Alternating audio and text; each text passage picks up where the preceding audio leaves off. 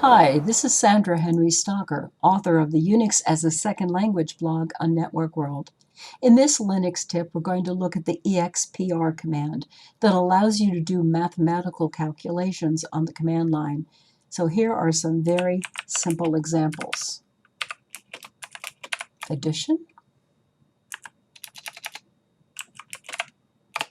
division. We can also multiply numbers, but notice that we would need to use a backslash.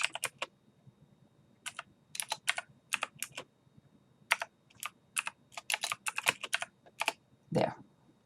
For division, here we get the division. Notice there are no decimal places. And if we do this instead, we basically get the remainder. The expr command can also be used for Boolean calculations, and this is an AND.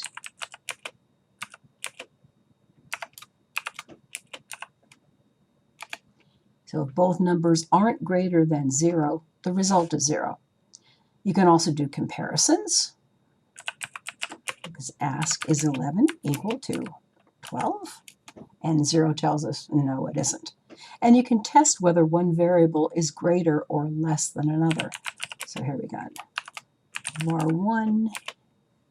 We want to know, is it greater than var2? And it says, yes, it is. If we want to do less, we just change the greater than sign to a less than sign, and it tells us it is not. So 1 means the expression is true, 0 means it's not. Now you need to be a little careful with some of the more complex expressions, such as in this one, in which case, if you look at the numbers, you will notice that this calculation is being done before the addition, which gives us maybe an answer that's different than we were expecting. You can use the expr command on the command line or within scripts for comparing variables. Well, that's your Linux tip for the expr command.